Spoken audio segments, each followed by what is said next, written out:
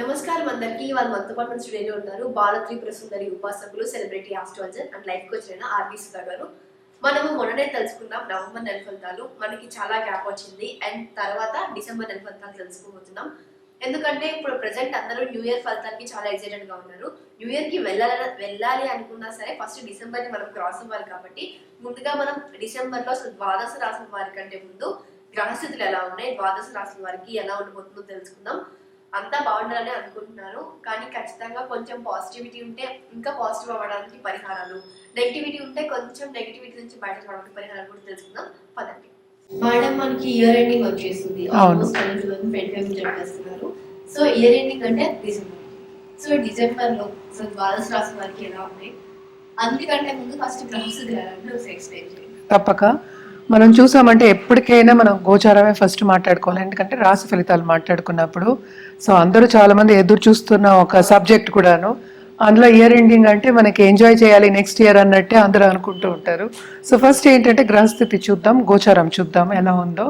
మనకి తెలిసిన విషయం ఏంటంటే శని ఏమో వక్రించడం అంటే నవంబర్ నుంచి డైరెక్ట్ అయిపోయాడు. సో కుంభంలో ఉన్నారు, మేజర్ ప్లానెట్ కదా ఆయన.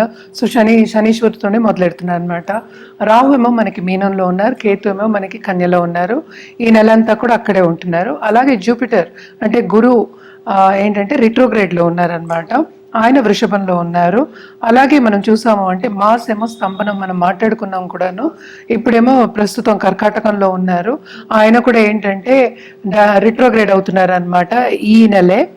అలాగే మనం చూసామంటే మెర్కురీను సన్ ఏమో మనకి వృచ్చికంలో ఉన్నారు, అంటే సూర్యగ్రహము బుధ గ్రహం మనకేమో వృచ్చికంలో ఉన్నారనమాట. సన్ ఏంటంటే మనకి 15th డిసెంబర్కి మనకేమో ధనుస్కి వెళ్తున్నారు, అంటే సూర్యుడు. ఇప్పుడు రెండు కలిసి ఉన్నాయి కనుక కంబషన్ అవుతోంది. కంబషన్ ఏంటంటే కొంచెం స్తంభించిపోతుంది. ఇప్పుడు బిజినెసెస్ కానీ లేకపోతే ఏదైనా చెయ్యాలి అనుకున్న తొందరగా చేద్దాం ఇచ్చిపుచ్చుకోవడం కానీ ఇట్లాంటివన్నీ కొంచెం ప్రాబ్లమ్స్ ఉంటాయి అన్నమాట. కంబషన్ ఏమో ఎప్పుడంటే మనకి డిసెంబర్ 11th వెళ్ళిపోతుంది.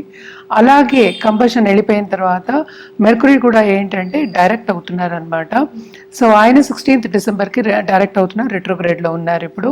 అలాగే ఇంకోటి శుక్రగ్రహం, శుక్రుడేమో మనకి 2nd డిసెంబర్కి ఇప్పుడు ప్రస్తుతం ధనుసులో ఉన్నారు, 2nd డిసెంబర్కి మనకేమో మకరానికి వెళ్తున్నారు. అలాగే ఈ నెలే 28th డిసెంబర్కి కుంభానికి వెళ్తున్నారు అనమాట.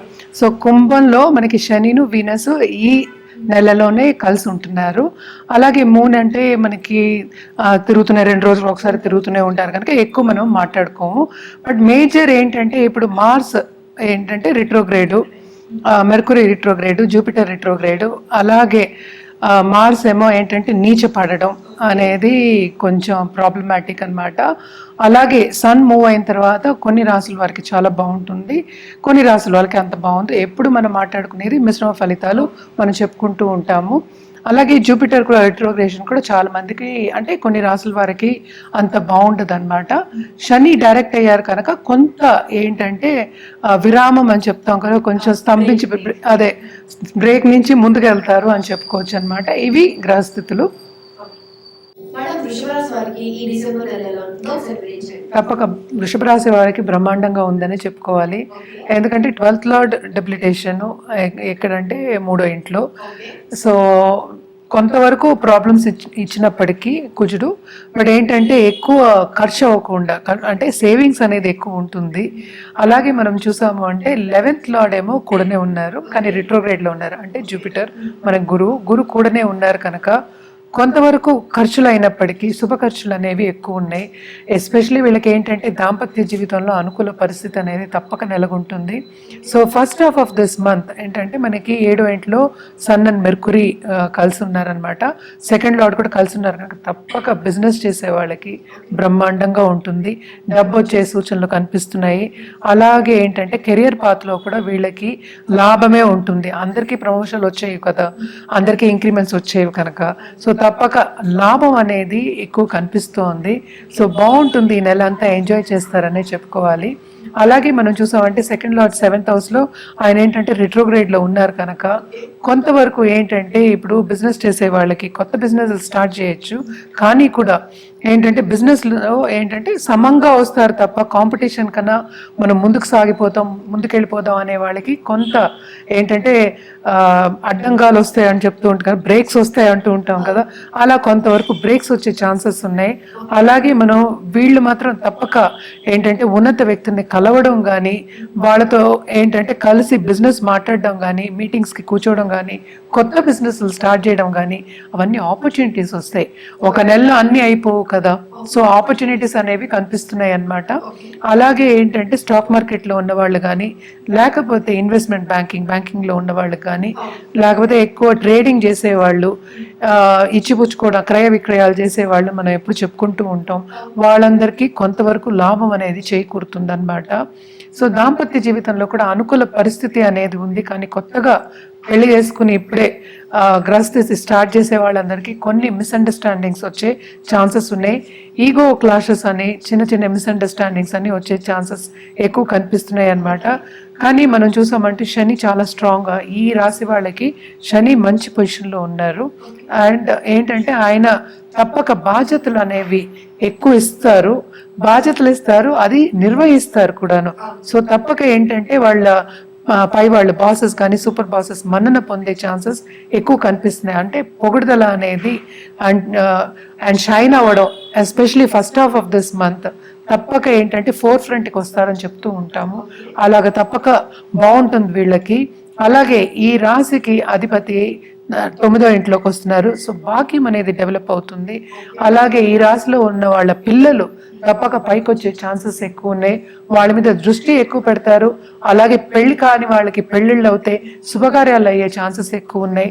వీళ్ళు తప్పక స్పిరిచువల్ టాక్స్లో కానీ, లేకపోతే స్పిరిచువాలిటీ మీద ఎక్కువ మక్కువ చూపిస్తారు, దాంట్లో పాల్గొంటారు.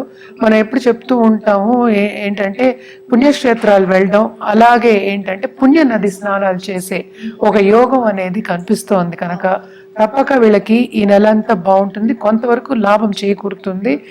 అండ్ ఆల్సో స్టూడెంట్స్కి కూడా ఇది మంచి తరుణం అనే చెప్పాలి, ఎందుకంటే 11th రావు ఉన్నాడు. అలాగే ఫారిన్లో సెటిల్ అయిన వాళ్ళకి కూడా ఇది బాగుంటుంది చాలాను. ఈ నెల అంతాను ఎంజాయ్ చేస్తారు. అలాగే ఏంటంటే విందు వినోదాల్లో తప్పక పాల్గొంటారు. ఎక్కువ ఏంటంటే ఖరీదైన వస్తువులు ఇచ్చిపుచ్చుకోవడం కూడా వీళ్ళకి తప్పక ఉంటుందన్నమాట. వీళ్ళు ఇవ్వడం అనేది జరుగుతుంది. అలాగే ఏంటంటే ఇప్పుడు సెకండ్ లార్డ్ మనం 7th లో ఉన్నారు, కానీ రిట్రోగ్రేడ్లో ఉన్నారు కనుక వీళ్ళకి సూచన ఏంటంటే ప్రాపర్టీ విషయంలో కొంతవరకు జాగ్రత్తలు వహించడం అనేది మంచిది. అలాగే చాలా రోజుల నుంచి ఏదైనా కేసెస్ ప్రాపర్టీ విషయం జరుగుతూ ఉంటే కనుక ఈ నెల రైట్ టైం కాదు, ఏమీ అంటే ఒక డెసిషన్ అనేది రాదు, ఇంకా పొడిగించడం అనేది జరుగుతుంది. కనుక కొంతవరకు జాగ్రత్తగా ఉండడం అనేది సూచన. హెల్త్ విషయం మాత్రం తప్పక వీళ్ళు కాపాడుకుంటూ ఉండాలి, ఎస్పెషలీ అప్పర్ రెస్పిరేటరీ సిస్టమ్ అన్నమాట. ఇన్ఫెక్షన్స్ రాకుండా కాపాడుకుంటూ ఉండాలి. వీళ్ళు కూడా తప్పక రెమెడియల్ మెషర్స్ చేయవలసిందే, పరిహారం చేయవలసిందే. అండ్ ఆల్సో ఏంటంటే జూపిటర్ కాళ్ళు పట్టుకోవడం అనేది, గురు కాళ్ళు పట్టుకోవడం అనేది చాలా మంచిది. మనకి తెలుసు శుక్రుడిని కూడా శుక్రాచార్య అంటాము. సో లక్ష్మీ గణపతి పూజలు, హోమాలు, అలాగే ఏంటంటే నిత్యం గణపతి బొమ్మ పెట్టుకుని నిత్యం పూజ చేయడం అనేది చాలా చాలా మంచిది. అండ్ ఆల్సో నవగ్రహానికి ఎవ్రీ సాటర్డే ప్రదక్షిణ చేయడం అనేది చాలా మంచిదన్నమాట. అలాగే శనివారం శనీశ్వరుడికి ఏమో పులుపు అంటే ఇష్టం కనుక మన చేత్తో అన్నదానం చేయడం, అలాగే పులిహార లాంటివి పెట్టడం, లేకపోతే లెమన్ రైస్, లెమన్ జ్యూస్ ఇవన్నీ పెట్టడం అనేది ఈ వృద్ధులకి ఇవ్వడం అనేది ఇంకా మంచిది అనుకో. బట్ ఎవరిష్టం వాళ్ళది, ఎవరికైనా ఇవ్వచ్చు. ఇంటికి పిలిచి కూడా భోజనం పెట్టడం, అన్నదానం చేయడం అనేది చాలా చాలా మంచిదన్నమాట. అలాగే ఏంటంటే సాటర్డే గోవుకి తప్పక ఆహారం పెట్టడం చాలా మంచిది. మనం లక్ష్మీదేవి కింద కొలుస్తాము, అందుకని లక్ష్మీకే ఎక్కువ చేయాలని చెప్తున్నాను కనుక తప్పక ఇవన్నీ చేస్తే ఇంకా బాగుంటుంది. మేడం ఇప్పుడు కార్తీక మాసం వచ్చేసింది. కార్తీక మాసం అనగానే అందరికీ ఒత్తులు, పోతే దీపాలు, నోములు లేదా ఉపవాసాలు ఇవన్నీ ఒకటేసారి గుర్తొస్తుంటాయి. అసలు కార్తీక మాసంలో ఎవరైనా సరే ఎలాంటి పూజా విధానం చేసుకుంటే బాగుంటుందో ఒకసారి వివరించండి. ఓకే, ఇప్పుడు ఏంటంటే మన రాసుల వారిగా మాట్లాడుకోవాలంటే అన్ని రాసుల వారు అందరూ, పుట్టిన వాళ్ళందరూ తప్పక కార్తీక మాసంలో పూజలు చేసుకోవడం అనేది అనాదిగా వస్తున్న ఒక పద్ధతి. అసలు ఎందుకు అనేది ఫస్ట్ కనుక్కుందాం. అంటే ఏంటి, మనకి సనాతన ధర్మం అయినా సరే మనం పెద్దవాళ్ళు పెట్టినది ఏంటంటే కార్తీక మాసంలో ఎప్పుడైనా మనం చూసామంటే సీజన్ ఏమో చేంజ్ అవుతుంది. సీజన్ చేంజ్ అయినప్పటికీ ఏమవుతుందంటే ఇన్ఫెక్షన్స్ ఎక్కువ అవుతాయి. ఎందుకంటే చలికాలంలో ఎండ ఉండదు చలికాలము, అండ్ ఆల్సో ఏంటంటే డే అనేది షార్ట్ అవుతుంది, నైట్ అనేది లాంగ్ అవుతుంది, పెద్దగా అంటే ఏంటంటే 24 అవర్స్ మనం డివిజన్ చేసుకుంటే అలా అవుతుంది కనుక. అండ్ ఆల్సో మనకేంటి ఇన్ఫెక్షన్స్ ఎందుకు వస్తాయి అంటే ఆ క్లైమేటిక్ కండిషన్స్ బట్టి, అంటే మనకి క్లైమేట్ మారుతోంది, సీజన్ మారుతోంది, మారినప్పుడు ఏమవుతుంది, మనం బయటికి వెళ్ళలేము ఆ చలిలో. సో ఇవన్నీ మనం చేయలేము కదా, మనకి ఏంటంటే హాట్ క్లైమేట్ మనది ఎప్పటికైనాను. సో అవన్నీ చేయలేము కనుక, అవి చేస్తే ఏంటంటే రెగ్యులర్గా మనం బయటికి వెళ్ళి ఏదైనా పని చేస్తే తప్పక ఇన్ఫెక్షన్స్ అనేవి మనకి వస్తాయి కనుక వాళ్ళు ఏమన్నారంటే ఉపవాసాలు ఉండమన్నారు. ఎందుకు ఉపవాసాలు ఉండాలి అంటే లైట్గా తిన్నప్పుడు ఏంటంటే డైజెషన్ కూడా అవుతుంది. మనం ఎప్పుడైనా మనం చూసామంటే పొద్దున డైజెషన్ అంటే సన్ ఉన్నప్పుడు డైజెషన్ అయిందే, రాత్రి డైజెషన్కి తేడా ఉంటుంది. సో ఇవన్నీ కలిపి అవన్నీ ఆలోచించుకుని పెద్దలు మనకి నిర్ణయం చెప్పారనమాట. దానికి తోడు ఏంటంటే ఆధ్యాత్మికంగా చేసుకుంటే స్పిరిచువల్ గ్రోత్ అంటే ఏంటి, ఏదో ఒకటి చేసుకోవాలి. ఇప్పుడు పని ఉండదు అనుకుందాం కాసేపు, ఇదివరకు కాలంలో అదే జరిగేది కదా, బయటికి ఎక్కువ వెళ్ళలేనప్పుడు ఇంట్లో ఉండాలి, ఇంట్లో ఉన్నప్పుడు పూజలు చేసుకుంటే ఏదో ఒకటి చేయాలి కనుక, అంటే కాలం గడవాలి కనుక పూజలు చేసుకున్నప్పుడు ఏంటంటే మనకి స్పిరిచువల్ గ్రోత్ అనేది ఉంటుంది కనుక ఇవన్నీ కలిపి మనకి ఒక మాసం కింద పెట్టి మనకి చెప్పారు. ఈ మాసం ఏంటంటే అటు విష్ణుమూర్తికి అటు శివుడికి శివభక్తులకి ఇద్దరికి కలిసి వచ్చిన ఒక మాసం. ఇద్దరిని కొలుస్తారు అనమాట, అటు విష్ణుమూర్తిని కొలుస్తారు, శివుని కొలుస్తారు. అంటే ఏంటంటే విష్ణుది అంటే కార్తీక పౌర్ణమి రోజు ఏంటంటే మనకి విష్ణు దీపావళి అంటారు కూడాను. సో ఆ రోజు ఎవరైనా సంవత్సరం అంతా దీపం పెట్టుకోలేదు అన్నవాళ్ళు కార్తీక మాసంలో కార్తీక పౌర్ణమి రోజు దీపం పెట్టుకుంటే వాళ్ళకి పుణ్యం వస్తుంది. ఈ సంవత్సరం అంతా పెట్టుకోకపోయినా ఆ ఒకరోజు పెట్టుకుంటే ఆ సంవత్సరం అంతా కట్టబెట్టుకున్న పుణ్యం ఆ రోజు పెట్టుకున్నందుకు వస్తుందని చెప్తూ ఉంటారు కనుక తప్పక కార్తీక మాసంలో దీపం పెట్టుకోవడం అనేది మంచిది. అలాగే ఏంటంటే చాలామంది వ్రతాలు కూడా దీపవ్రతం కూడా చేస్తూ ఉంటారు. దీపాలు ఇచ్చిపుచ్చుకోవడం అని, ఒత్తులు కూడా ఇచ్చిపుచ్చుకోవడం అనేది ఉంటుంది. అది బేసిక్గా ఏంటంటే మనకి ఎప్పటికైనా పద్ధతి ఏంటి, పొద్దున్నే లేచి స్నానాలు చేసి మనం ఆధ్యాత్మికంగా ఒక రోజుని గడపాలి అని చెప్తూ ఉంటాం. ఇదేంటంటే దీక్ష మనకి ఉన్నప్పుడు ఇవన్నీ మనకి నాగుల చవితి కూడా ఇప్పుడే వస్తుంది, అలాగే ఏంటంటే ఒక్కొక్క రోజు ఒక్కొక్కటి వస్తుంది. సో ఈ మాసం అంతా ఏంటంటే నేచర్కి దగ్గర అవ్వాలి, మనం నేచర్తో పాటు మనం సన్నిహితంగా ఉండాలి అని చెప్పడానికి మనం కార్తీక మాసాన్ని ప్రతి కింద తీసుకోవచ్చు. అలాగే ఏంటంటే మాసం అంతా మనం ఎప్పటికైనా ఆధ్యాత్మికంగా మనం ఆలోచించుకుంటూ శివ దీక్ష తీసుకుని చేసుకోవడం అనేది మంచిది. మనం చూసామంటే అయ్యప్ప స్వామి దీక్ష కూడా తీసుకుంటూ, శక్తి దీక్షలు కూడా తీసుకునే వాళ్ళు ఉంటారు, శివ దీక్షలు అన్నీ తీసుకుంటూ ఉంటారు. మనం ఎప్పటికైనా రోజు ఏంటంటే ఇండివిజువల్గా మనం ఒక్కళ్ళం కూర్చొని చేసే ఇదేంటి పెద్ద పండగగా చేసుకునేది కాదు. సో ఇండివిజువల్గా స్పిరిచువల్గా మనం గ్రో అవ్వాలి అని అంటే రీక్రియేషన్ మనం రీక్రియేట్ చేయడానికి ఒక సందర్భం కింద తీసుకోవాలి. అంటే ఏంటి, ఈ సంవత్సరం అంతా పోయిన సంవత్సరం అంతా అనుకుందాం ఇప్పటి వరకు, లేకపోతే ఎన్ని మాసాలు గడిచాయో అన్ని మాసాలు, ఎప్పుడు మనకి సక్సెసే రాదు, ఎప్పుడు మనకి ఓటమే రాదు. సో ఇవన్నీ కూడా ఏంటంటే మనం కూర్చుని ఒక ధ్యాస పెట్టి చిందించడం అంటే థింకింగ్, అవి థింక్ చేస్తున్నప్పుడు మనం ఎలా వెళ్ళాము, ఎలా ముందుకెళ్ళాలి, ఎలా ఉంది అని నేర్చుకోవడానికి ఒక టైం గ్యాప్ కింద కూడా చెప్పుకుంటూ ఉంటాం అన్నమాట.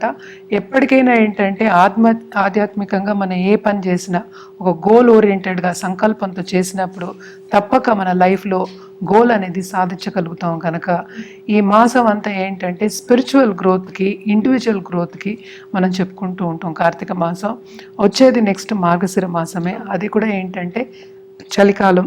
సో చలికాలం కూడా అంత పూజలు, ఇంకా ఇక్కడి నుంచి ఏంటంటే అన్ని పూజలు అన్నీ జరుగుతూ ఉంటాయి. అలాగే ఏంటంటే పెళ్ళిళ్ళు కూడా జరుగుతూ ఉంటాయి, చాలా పెళ్ళిళ్ళు జరుగుతాయి ఈ టైంలో. సో ఇవన్నీ ఏంటంటే కొంచెం గ్యాప్ ఇచ్చి, నువ్వు కొంచెం గ్యాప్ ఇచ్చి మళ్ళీ పనికి వెళ్ళు అని చెప్పడానికి ఒకటి. అలాగే పూజలు చేసుకోమని ఇండివిజువల్గా ఏంటంటే ఇప్పుడు ఏంటంటే కలయిక, అందరూ కలిసి పూజలు చేయడం కానీ, కార్తీక పౌర్ణమి రోజు చేసుకోవడం కానీ, వ్రతాలు చేసుకోవడం కానీ అందరూ కలిసి చేసుకుంటారు. అలాగే ఏంటంటే వన భోజనాలు అనేది ఉండేది. అంటే ఏంటి, సన్ అనేది కొంచెం వీక్ ఉంటాడు కదా ఇప్పుడు, సో వన భోజనాలు కూడా బాగుంటుంది. అప్పుడు కూడా మనం ఏంటి నేచర్కి దగ్గర అవుతాం. సో అలాగే ఏంటంటే సోమవారం తప్పక శివుడికి రుద్రాభిషేకం చేసుకోవడం అనేది ఆన్మాతికత వస్తుంది. శివ పూజలు ఎక్కువ చేసుకుంటూ ఉంటాం అన్నమాట. అదొకటి కాకుండా ఈ మాసంలోనే ఏంటంటే శివుడికి ఆయన ఆలాహలం తాగారు, అందుకనే నీలకంఠుడు అనే పేరు వచ్చింది అని కూడా చెప్తూ ఉంటాం. సో ఈ మాసంలో తప్పక చేసుకుంటే ఏంటంటే స్పిరిచువల్గా గ్రోత్ అనేది చాలా రెట్టింపు అవుతుంది, రెట్టింపు కన్నా ఎక్కువ అయ్యే ఛాన్సెస్ ఉన్నాయి మిగతా మాసాల కన్నా అని ఒక ఐదీకం అంటే నమ్మకం అనేది ఉందన్నమాట. సో తప్పక శివ పూజలు అలాగే విష్ణు పూజలు చేసుకోవడం కూడా చాలా మంచిదన్నమాట. ఇవన్నీ చేసుకుంటూ అందరూ స్పిరిచువల్గా గ్రో అవ్వాలి, వాళ్ళు అనుకున్నది సాధించాలి అని ఇవన్నీ చేసుకుంటూ ఉంటాం. అలాగే పెద్దలు కూడా చెప్తారు, వాళ్ళు ఇవన్నీ చేసినప్పుడు ఏంటంటే అలా బ్రాహ్మణ్ బ్లెస్సింగ్స్ అంటే జూపిటర్ మనకి గురు బ్లెస్సింగ్స్ ఉంటాయి, అలాగే మన ఇంట్లో పెద్దవాళ్ళ బ్లెస్సింగ్స్ ఉంటాయి. అలాగే ఈ మాసంలో నేను అన్నట్టు పెళ్ళిళ్ళు కూడా చాలా జరుగుతూ ఉంటాయి, అందరిలో కలయిక అనేది ఉంటుంది. అలాగే ఏంటంటే మనకి స్పిరిచువల్ టాక్స్కి వెళ్ళడం కానీ లేకపోతే ధార్మిక కార్యక్రమాల్లో పాల్గొనడం కానీ అవన్నీ జరుగుతాయి. ఇంకోటి ఏంటంటే పుణ్యనది స్నానం చేయాలి అని చెప్తూ ఉంటాం అన్నమాట. ఈ టైంలో తప్పక పుణ్యనది స్నానం చేసినప్పుడు కూడా ఏంటంటే మన ఆరా అనేది క్లెన్స్ అవుతుంది. క్లెన్స్ అయ్యి మనకేంటంటే కొత్త ఎనర్జీ అనేది కొత్త ఉత్సాహం అంటాం అనమాట, దాన్ని ఎనర్జీ అనేది వస్తుంది. కనుక తప్పక ఈ మాసం అంతా సద్వినియోగం చేసుకోవడం అనేది మంచిది. అందరూ అంటే ఏంటి, ఆడవాళ్ళు చేయొచ్చు, అటు మగవాళ్ళు చేయొచ్చు, పిల్లలు కూడా చేసుకోవచ్చు. చిన్న పూజలైనా వాళ్ళు చేసుకుంటారు. ఆధ్యాత్మికంగా ఎప్పటికైనా స్పిరిచువల్ గ్రోత్, రిలీజియస్ గ్రోత్ ఇవన్నీ ఉంటాయి. కనుక కార్తీక మాసం మనం ఎప్పుడు విశేషంగా మనం చేసుకుంటూ ఉంటాం అన్నమాట. వ్రతాలు చేసేవాళ్ళు సత్యనారాయణ వ్రతం కూడా చేసుకుంటూ ఉంటారు కార్తీక మాసంలో. సో అటు విష్ణుమూర్తికి, ఎందుకంటే ఇదివరకు దెబ్బలాడుకుంటూ ఉండేవాళ్ళు, అంటే ఏంటి విష్ణుమూర్తి ఎక్కువ శివుడు ఎక్కువ అని. ఏ రూపమైనా ఎప్పటికైనా మనం మాట్లాడుకుని నిరాకారమే, ఏ రూపమైనా ఒకటే, అందరూ దేవుళ్ళే కదా. సో ఇద్దరికి కలయిక అనేది కార్తీక మాసం కనుక తప్పక అటు విష్ణు భక్తులు అటు శివ భక్తులు అందరూ కూడా ఏంటంటే చేసుకుంటూ ఉంటారనమాట. అందరూ కలిసిమెలిసి చేసుకోవడం అనేది ఆన్వాయితీగా వస్తుంది. సో తప్పక ఏంటంటే ఇవన్నీ చేసుకుంటే మనకు కూడా గ్రోత్, స్పిరిచువల్ గ్రోత్ అనేది ఎక్కువ ఉంటుంది. అండ్ ఆల్సో మనని రీసెంటర్ చేసుకోవడం, ఇప్పుడు మనం లా ఆఫ్ అట్రాక్షన్లో మాట్లాడుకున్నప్పుడు కూడా ఏంటంటే మనకు కావాల్సింది మనం తెలుసుకోవాలి, ఆ తెలుసుకోవడం అలాగే దాన్ని సాధించడం అనే, మనకి తెలుసుకుంటే సాధించడం అనేది ఈజీ. కనుక ఈ గ్రోత్, స్పిరిచువల్ గ్రోత్కి, పర్సనల్ గ్రోత్కి, పర్సనల్ డెవలప్మెంట్కి ఈ మాసం ఈ ధ్యానం కూడా చేసుకుంటూ ఉంటారు ఈ మాసంలో. సో ఇవన్నీ చేసుకోవడం అనేది చాలా మంచిది. చేసుకోలేని వాళ్ళు, మాసం అంతా చేసుకోలేని వాళ్ళు అట్లీస్ట్ ఒక్కరోజు అంటే కార్తీక పౌర్ణమి రోజు చేసుకోవడం కూడా చాలా ఉత్తమం అన్నమాట. సో తప్పక ఆ రోజు చేసుకుంటే మొత్తం పుణ్యం చేయి కట్టుకుంటా చేరువ అవుతుంది. పాజిటివ్ బ్యాంక్ బ్యాలెన్స్ అనేది పెరుగుతుంది. ఎప్పటికైనా మనం పాజిటివిటీని తీసుకోవచ్చు దాంట్లోంచి. తప్పక చేసుకోండి, బాగుంటుంది. ఇప్పుడు చాలామంది ఏంటంటే నన్ను సంప్రదిస్తూ ఉంటారు, డేట్ ఆఫ్ బర్త్ లేదు, టైమ్ ఆఫ్ బర్త్ లేదు, ప్లేస్ ఆఫ్ బర్త్ లేదని సంప్రదిస్తూ ఉంటారు. కానీ ఏంటంటే దీంట్లోనే మనం ఒక పని చేయొచ్చు, అంటే హోరశాస్త్రం అనేది ఉందన్నమాట. హోరా పట్టి మనం మీరు అడిగే ప్రశ్నలకి ఆన్సర్ ఇవ్వడం అనేది జరుగుతుంది. ఎప్పటికైనా అది కరెక్ట్, అదొక శాస్త్రం అనమాట. సో తప్పక దాంతో మనం జాతకం వేసి మీది ఫ్యూచర్ ప్రెడిక్షన్స్ చేసి ఫ్యూచర్లో రెమెడియల్ మెషర్స్ ఇలా చేసుకోవాలని చెప్పినప్పుడు అది కరెక్ట్ అవుతుంది అనమాట. ఇది చాలామందికి కూడా మనం ఇచ్చున్నాము. సో హోరశాస్త్రం బట్టి, ప్రశ్న బట్టి మనం ఏంటంటే డేట్ ఆఫ్ బర్త్ లేని వాళ్ళందరికీ చెప్పడం అనేది జరుగుతుంది. అదొకటి కాకుండా చాలామంది ఏంటంటే జాతిరత్నాలు వాళ్ళు ఏదో ఒకటి ఈరోజు పుట్టాం కనుక పేరు బట్టి మీరు ఇవ్వండి అంటారు. సో పేరు బట్టి జాతకం ఎప్పుడు అవ్వదు, జాతకం బట్టి పేరు పెడతాం కానీ పేరు బట్టి జాతకం వేయడం అనేది it's not right according to me. అంటే ఏంటంటే ఎంతమందికో సేమ్ పేరు ఉంటుంది, సేమ్ అక్షరంతో స్టార్ట్ అవుతుంది, అందరికీ ఒకటే ఉండదు కదా. సో పేరు బట్టి ఈ నక్షత్రం అని చెప్పలేము కదా. సో డేట్ ఆఫ్ బర్త్ ఉన్న వాళ్ళకి తప్పక జాతకం వేసి కరెక్ట్గా చూసి, తుల్యంగా చూసి, అంటే ఏంటి బాగా చూసి అనుకుందాం, కాసేపు చూసి చెప్పడం అనేది జరుగుతుంది. అంటే జాతకం చెప్పడం అనేది జరుగుతుంది, వాళ్ళకి కావాల్సిన రెమెడియల్ మెషర్స్ చెప్పడం అనేది జరుగుతుంది. అది లేని పక్షాన్ని ప్రశ్న మార్గానికి వెళ్తాము, దాన్ని బట్టి మనం ఏంటంటే మనం జాతకం చెప్పడం జరుగుతుంది, రెమెడియల్ మెషర్స్ చెప్పడం జరుగుతుంది, అలాగే జాతిరత్నాలు ఏం వేసుకోవాలి అని చెప్పడం జరుగుతుంది. కనుక తప్పక అవన్నీ కరెక్ట్ అవుతాయి. మనం చాలామందికి ఇచ్చున్నాం కూడాను. లేకపోతే అలాగే ఏంటంటే టైం కరెక్షన్ కూడా చేయగలం అనమాట. కొంతమందికి ఏంటంటే డేట్ ఆఫ్ బర్త్ ఉంటుంది, టైం ఉండదు. సో ఆ టైం కరెక్షన్ కూడా మనం ఏంటంటే ఆ దశల్ని బట్టి మనం టైం కరెక్షన్ కూడా చేయడం అనేది జరుగుతుంది. ఈ కాలంలో అందరూ ఏంటంటే భర్త అవ్వగానే మనం చూసేస్తున్నారు, జాతకాలు వేసేసుకుంటున్నారు. కానీ కొంతమందికి అంటే ఊళ్ళల్లో ఉండే వాళ్ళందరూ సంప్రదిస్తూ ఉంటారనమాట ఫోన్ చేసి, నేను ఈ స్టోన్ వేసుకున్నాను, నాకేమో మంచి జరగలేదు అంటారు. సో పేరు బట్టి ఇచ్చినప్పుడు ఎప్పుడైనా సరే నా పేరు ఇది అని పేరు బట్టి ఆ అక్షరం పట్టి ఇచ్చినప్పుడు ఏమవుతుందంటే ఎప్పుడు కరెక్ట్ కాదనమాట. తప్పయ్యే ఛాన్సెస్ ఎక్కువ కనిపిస్తాయి. మనం కరెక్ట్ రెమెడియల్ మెషర్స్ కానీ కరెక్ట్గా ఏంటంటే ఒకటి ప్రిడిక్షన్ చేయడం కానీ ఫ్యూచర్లో ఏమవుతుందని చెప్పడం కానీ జరగడం కొంచెం తక్కువ ఉంటుంది కనుక తప్పక ప్రశ్న మార్గం వెళ్ళడం అనేది బెస్ట్. అలాగే హోరశాస్త్రంకి వెళ్ళడం బెస్ట్ అన్నమాట. ఇవన్నీ చేయొచ్చు. ఎవరికైనా కావాలంటే తప్పక కింద స్క్రోల్ అయ్యే నంబర్కి అలాగే ఈమెయిల్ ఐడికి సంప్రదించండి.